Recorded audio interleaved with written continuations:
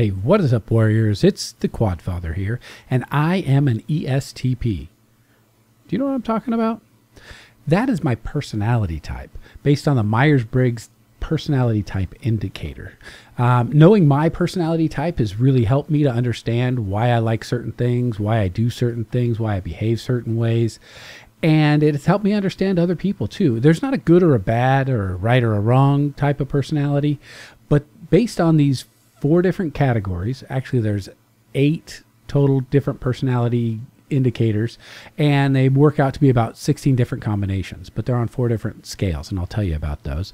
But before I do that, if you like what you hear, check me out on Quadfathermft. That's on YouTube, also on Twitter at Quadfathermft, and of course on Instagram at Quadfathermft. Do you see a trend there? Okay, well, knowing your type, your personality type, and other people's personality types is going to help you with your friends and your family and your relationships, and even how you understand yourself. As I said before, it's the Myers-Briggs personality type indicator. You can Google it. There's lots of tests and lots of descriptions online. But I think the main thing that I like about it is that our personality types don't change that much over time. They stay pretty much the same. And so if you take this test, you're kind of going to understand yourself. You're also going to understand other people and how they work. And that is totally helpful. Okay, so the first one is introversion versus extroversion. So E versus I. So I'm an extrovert. I get my energy, and it's really about where you get your energy from. Do you get your energy from being with people, from interacting with people, from being social? Or do you get your energy from kind of your downtime? You need to recharge to be alone. So some people who are introverts, when they get overwhelmed, they need to withdraw. They don't need to go and be social with other people. Extroverts get their energy from being with other people. So when they're feeling overwhelmed and they've had a rough day, a rough week, they want to go out. Okay, so knowing that about yourself and about other people can really be helpful, because you don't want to expect your introverted friends to go out, but when you want to feel like you want to have a good time with someone and you want to stay in, you want to choose an introvert, right? So extroverts are more action-oriented, more thought-oriented, and extroverts prefer really to have a lot of interaction with other people. So there's neither a good nor a bad. It's just the way you are. And so if you understand that about yourself and about other people, it'll help a lot. Now, the second category is intuitive versus sensing. Now, this is one of the hardest ones to understand, but it's second. So I'm sensing. And sensing is really more fact-oriented. What you see, hear, touch, feel. You don't go on hunches. Intuitives they trust their hunches. They have these thoughts and impressions that come out of nowhere. If you ask an intuitive person, why do you think that? Or how do you understand that? They won't really be able to tell you. But if you ask a sensing person, how do you know? They'll say, well, because your eyebrows went up and your tone changed like this, and I saw this thing over there, so that's why I thought that. Okay, so sensing versus intuitive, thinking versus feeling. Okay, the next category is thinking versus feeling.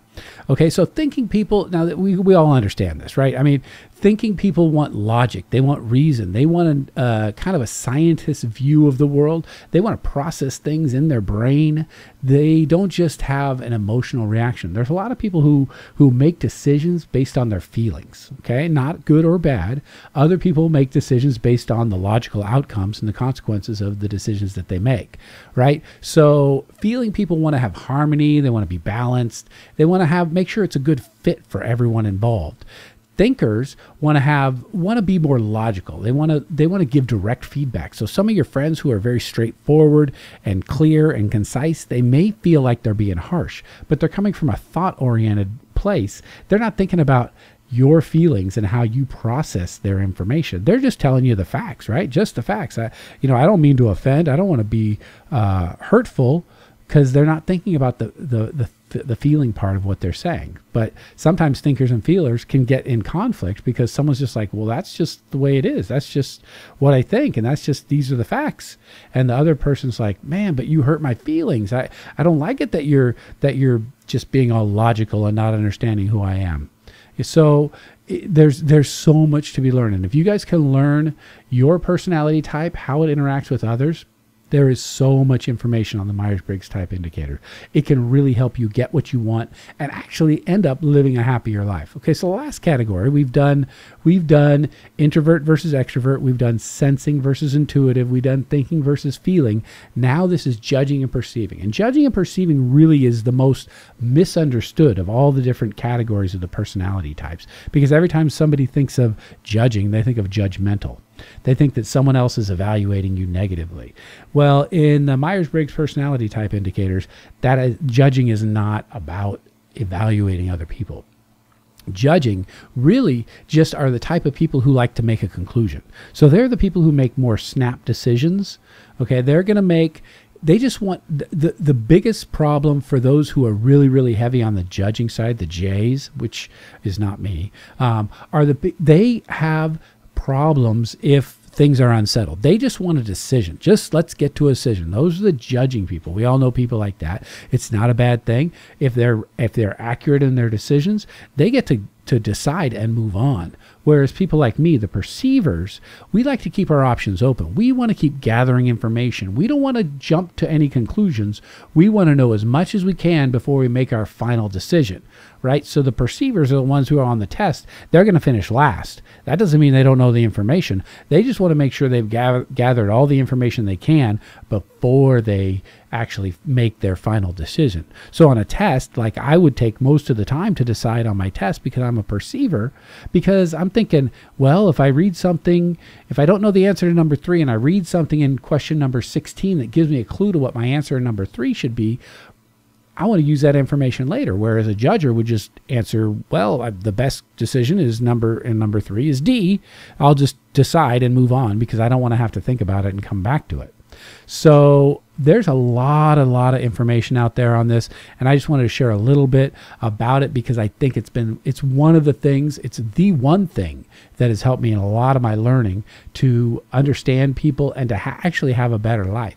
Because if you understand yourself and others, maybe you'll even be able to talk to your parents into seeing things your way. If you know how to speak to their feelings or whether you speak to their thinking, that's going to help you a lot. Also with your teachers, sometimes you can appeal to their feelings and it'll help, or maybe you need to appeal to their logic and it'll help you. The bottom line is, if you know your personality and you can figure out what others' personality types are, then you will live a happier life. I guarantee it. And that's all I have for the Quadfather at Quadfathermft, and I will see you at the Psychologist. Take a trip to my